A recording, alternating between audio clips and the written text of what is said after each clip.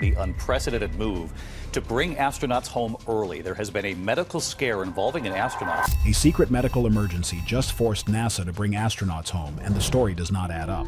Crew 11 was supposed to stay in space much longer, but they were rushed back to Earth in a hurry. For starters, this has never happened in the decades we have lived in space. They say the astronaut is stable. Single crew member on board the station experienced a medical situation and is now stable. But they needed to leave immediately to get real help. This rush to get home suggests a massive risk that NASA is not ready to talk about yet. Something is happening in orbit that could end everything if they don't act. Why the mission ended early. The world of space travel just took a turn that has experts scratching their heads and fans of the cosmos feeling a bit uneasy. In January 2026, NASA made a choice that had never been seen in the long history of the International Space Station. They brought 4 astronauts back to Earth over a month before their mission was supposed to end. This was not a planned move. It was a sudden, rushed return that broke all the usual rules for how these missions work. NASA said the reason was a medical issue with one crew member, but they have been very quiet about the details. This silence is what is making everyone think that things are getting even crazier behind the scenes. Usually, when an astronaut gets a little sick, they have plenty of medicine on board. They have doctors on the ground they can talk to through a high-definition video link at any time. The station is like a floating lab with some of the best gear in the world. But this time, that was not enough. NASA decided that the only way to handle this was to drop everything and fly the whole crew home immediately.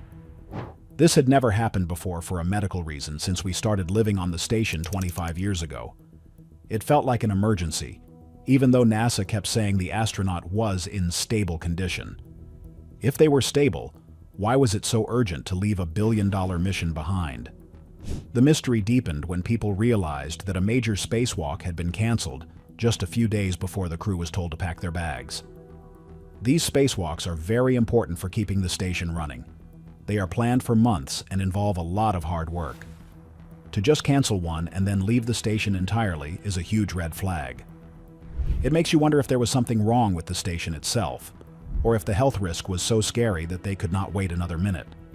NASA says they just wanted to get the person to a real hospital where they could get better tests, but that hasn't stopped the rumors from spreading. What most people don't realize is how much pressure NASA is under right now. They have new ships from companies like SpaceX, and they are trying to keep up with a very busy schedule. But this early return reminds us that space is a place where small mistakes can lead to big problems. This mission, known as Crew 11, was meant to be a standard stay in orbit. Instead, it became a headline about secrets and safety. The way NASA is handling this feels very different from how they used to talk about missions. They seem more guarded, like they are protecting a secret that could change how we see the future of life in the stars. This situation gets even more interesting when you look at what happened just a year ago in 2025. 2 other astronauts, Sunita Williams and Butch Wilmore, went up for a short 8-day trip on a Boeing ship. But that ship had major engine problems. Instead of 8 days, they were stuck on the station for 9 long months. When they finally came back, they looked very different. They had lost weight, and their bodies had a hard time adjusting to gravity again. They had to be helped out of their capsule because their legs were so weak. This showed everyone that staying in space for too long is a massive risk to the human body. Floating in zero gravity sounds like fun, but it is actually a constant battle for survival. Without the weight of the Earth pulling on you, your bones start to disappear. They lose about 1% of their strength every single month. That means, if you stay up there for a year, your bones could become as fragile as glass.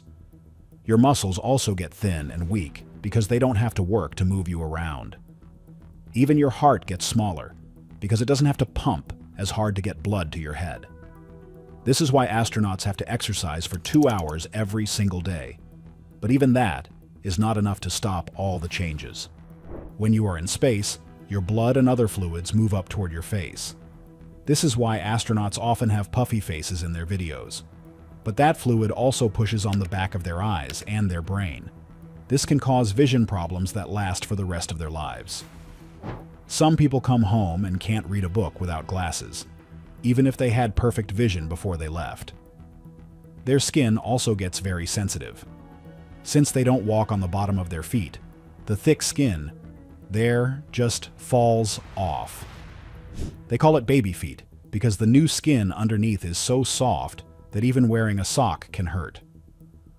All of these risks are why NASA is so worried about health right now. They know that every day someone stays in orbit, the danger goes up. The decision to bring Crew 11 home early was likely a choice between finishing the mission and protecting the life of an astronaut. This is a big shift from the old days of the space race, where the mission always came first. Now, the people are the priority.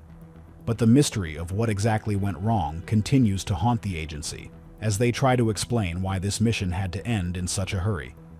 The secret medical return is just the beginning of a much bigger story about the dangers of living in the dark.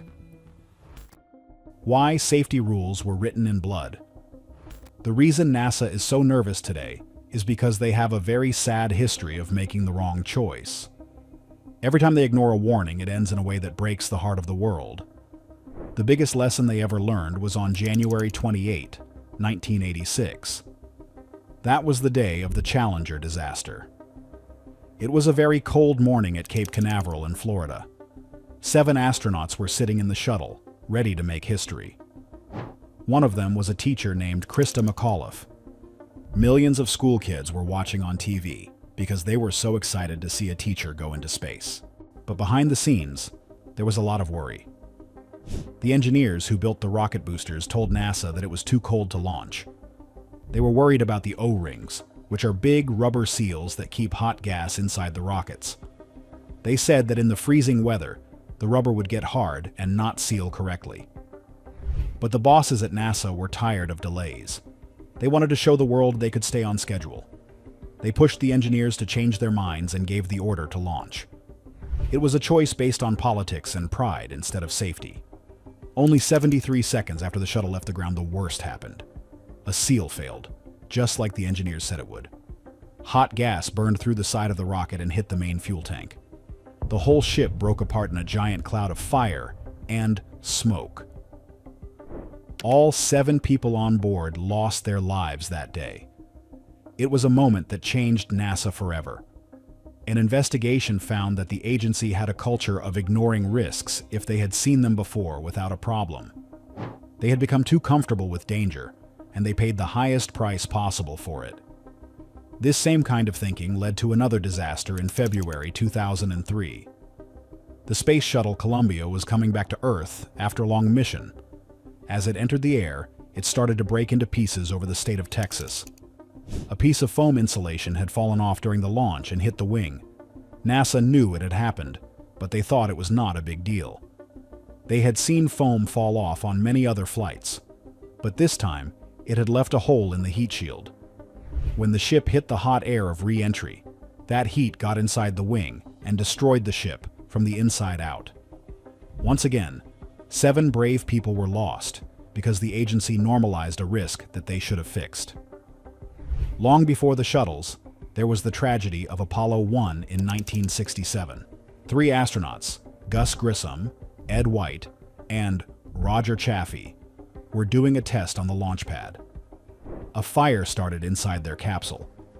Because the air was pure oxygen, the fire spread in seconds.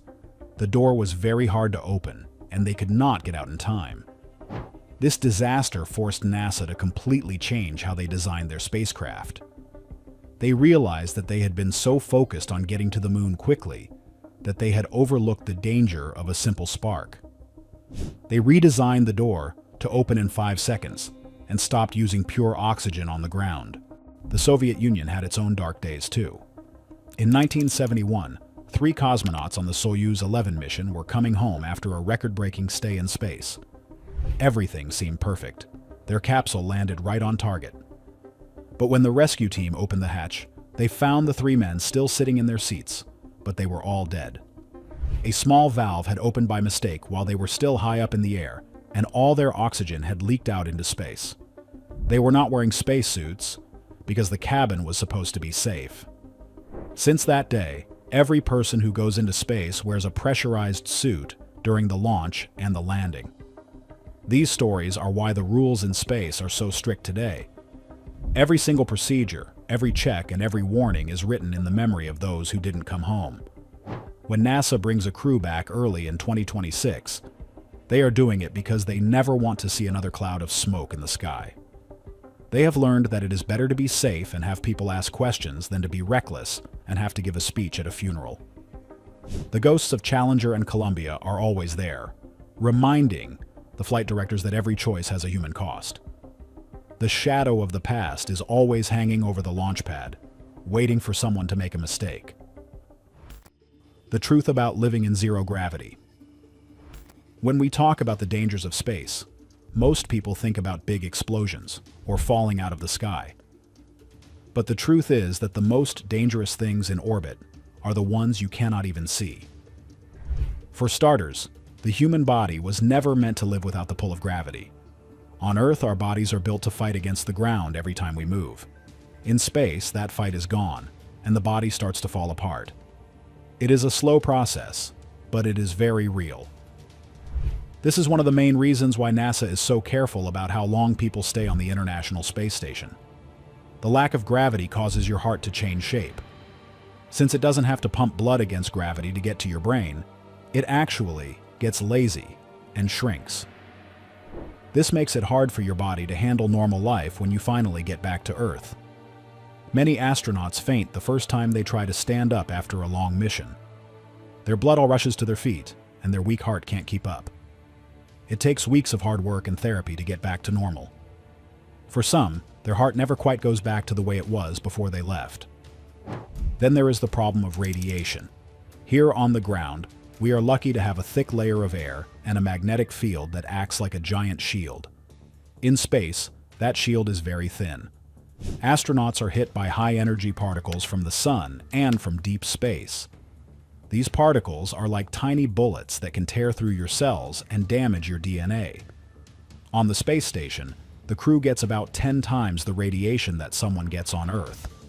If we ever try to go to Mars, that dose will be much, much higher.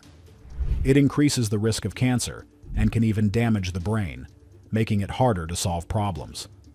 The station itself is also a source of constant risk. It is an old building, and it has been up there for a long time. There are thousands of pieces of space junk flying around the Earth at 17,000 miles per hour. Even a tiny speck of paint can hit the station with the power of a bullet if it is moving fast enough. There have been times when the crew had to hide in their return ship because a piece of debris was heading straight for them. The stress of knowing that a single hole in the wall could end everything is a heavy weight for anyone to carry.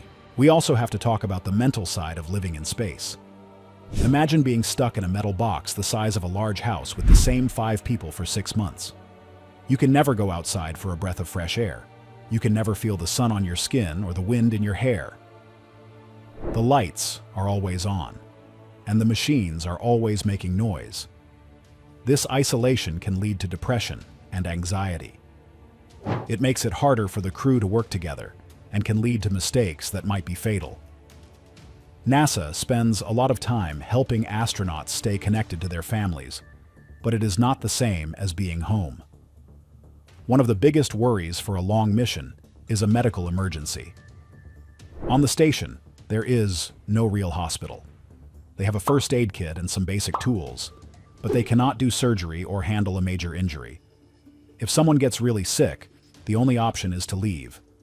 But leaving is not as easy as getting in a car. It takes hours to get ready, and the trip down is very rough. If you are already weak from a sickness, the G-forces of landing could make things much worse. This is why the decision to bring someone home early is so complex. They have to decide if the risk of stay is worse than the risk of the trip. The International Space Station is basically a survival pod, and the environment is trying to break it. Every time a crew member feels a strange pain or gets a fever, everyone on the ground holds their breath. They know that they are only a few hours away from a disaster if they don't act fast. This is the reality of living in the vacuum of space.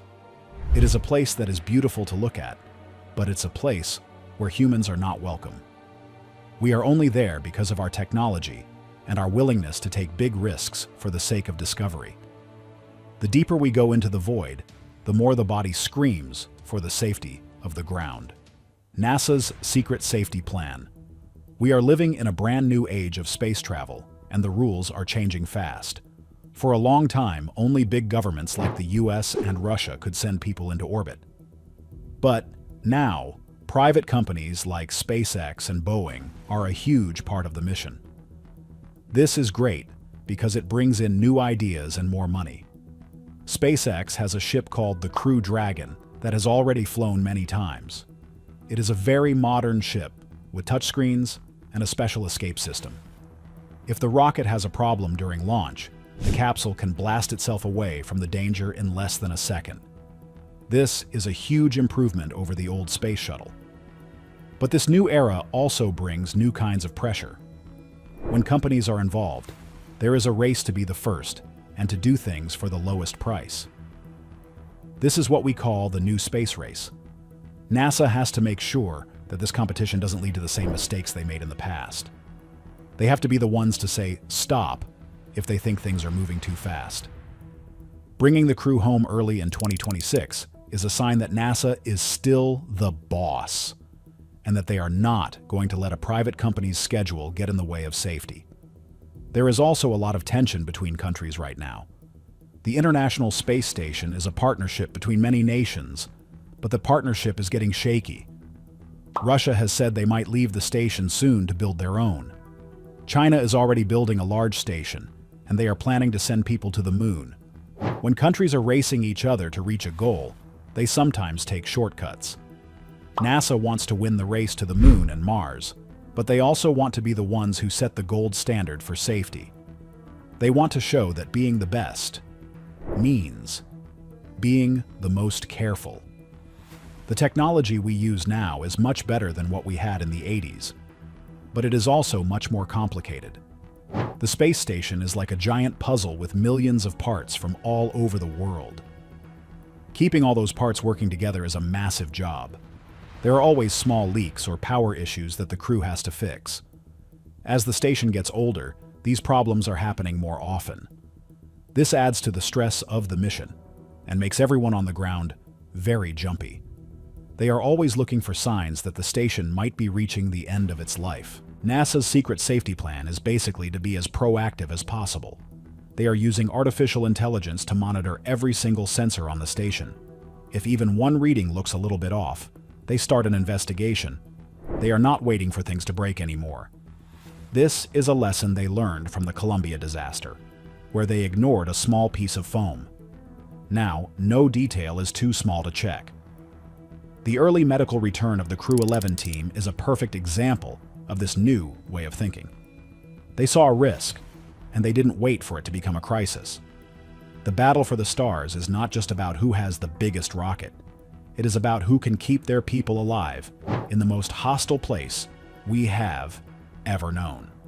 NASA is trying to lead the way by showing that they value human life above all else. This builds trust with the public and makes it easier for them to get the money they need for big missions. But it also means they have to be honest about the dangers. They can't hide the fact that space is a place where things go wrong, even when you have the best gear in the world. As we move toward a future where more people are going into space, the risks are only going to grow. We are going to see more private citizens taking trips to orbit. These people are not trained astronauts, and their bodies might not be as strong. This is going to create a whole new set of challenges for NASA and its partners. They are going to have to decide who is allowed to go and what kind of medical help they need. The future of space is going to be busy, crowded, and full of hard choices. The finish line of the space race is a long way off, and the path is full of hidden dangers. Will we ever reach Mars? As we look toward the future, the goals are getting even bigger, moving beyond the familiar glow of low Earth orbit and into the true darkness of deep space. For decades, our presence in the cosmos has been defined by the International Space Station, a marvel of engineering that orbits a mere 250 miles above our heads. From that distance, the Earth is a massive, looming presence that fills the windows, providing a constant sense of connection and a quick path home if something goes wrong. But NASA is currently pivoting toward a much more daunting frontier with the Artemis missions. This ambitious program is designed to send the first woman and the next man to the lunar surface, marking our return to the moon for the first time in over half a century. However, the scope of Artemis is fundamentally different from the Apollo era. This is not just about visiting, planting a flag, and taking a few prestige photos. The ultimate objective is to build a sustainable base where people can live, work, and conduct research for long durations. This shift represents a massive jump in complexity and risk. The moon is 238,000 miles away, a distance so vast it fundamentally alters the physics of survival. If a crisis occurs on the moon, you cannot simply hop in a capsule and fly home in a few hours. It takes at least 3 days of high-speed travel through a vacuum to reach the safety of Earth's atmosphere, and that assuming a vehicle is ready and the trajectory is clear. This staggering distance changes everything about how we handle medical issues and daily emergencies. In the current model of spaceflight, an astronaut with a serious ailment can be stabilized and returned to a ground-based hospital relatively quickly. On the moon, astronauts will have to be their own doctors, nurses, and surgeons. There is no calling for an ambulance when you are standing in the sea of tranquility. To address this, NASA is developing a suite of new tools designed to empower non-medical professionals to perform complex procedures. They are testing high-tech augmented reality goggles that can overlay step-by-step instructions directly into a person's field of vision, guiding them through the process of setting a broken bone or even performing a minor surgery. These tools are incredible, but they cannot eliminate the inherent terror of being that far from a sterile operating room. A simple infection or a burst appendix, things that are routine and easily fixed with a pill or a quick procedure on Earth, could rapidly escalate into a life-threatening catastrophe on the lunar surface. The margin for error is razor thin, and the isolation is total. While the moon is the immediate focus, it is ultimately a stepping stone for the most ambitious journey in human history, sending people to Mars. The scale of a Mars mission is almost difficult to comprehend. The trip alone would take about 6 to 9 months of drifting through the radiation-soaked void. Once the crew arrives, they cannot simply turn around and head back. They must wait for the planets to align in their orbits, a process that requires staying on the Martian surface for over a year. In total, a Mars crew would be away from Earth for nearly 3 years. During this time, they would be exposed to massive amounts of cosmic radiation, and their bodies would endure the constant stress of low gravity and confined living. We are still grappling with the ethics of asking humans to undertake such a mission. Is it right to ask an explorer to accept a 50-50 chance of never seeing their family again? Some argue that the history of human exploration has always been written in sacrifice, and that the advancement of our species requires us to take these leaps. Others believe we should wait, letting our technology mature and our robotic precursors do the heavy lifting until we can guarantee a much higher level of safety. This debate over risk is also being reshaped by the rise of the private sector. Space tourism is no longer a science fiction fantasy. It is a burgeoning industry that is going to change how we think about safety and accountability. When a government agency takes a risk, it is viewed through the lens of national interest and scientific progress. When a private company takes a risk with a paying customer, the stakes are different. If a commercial entity has a high-profile accident with a tourist, it could potentially shut down the entire industry before it truly begins. NASA is currently working in close coordination with these companies to ensure they adhere to the same rigorous safety standards that have governed professional spaceflight for decades. The goal is to create a culture where everyone who leaves the atmosphere has the best possible chance of coming home. However, the logic of probability is hard to escape. The more people we send into the stars, the more likely it is that we will eventually face a tragedy. It is a simple matter of numbers, and preparing for that reality is one of the hardest parts of the job. Everything we have talked about today shows that space is still a mystery that we are trying to solve. From the health of the crew to the lessons of the Challenger, NASA is doing its best to navigate a very dangerous path. What do you think? Should we be taking more risks to get to Mars faster? Or is safety the only thing that matters? Let us know your thoughts in the comments. And don't forget to like and subscribe to stay updated on all things space.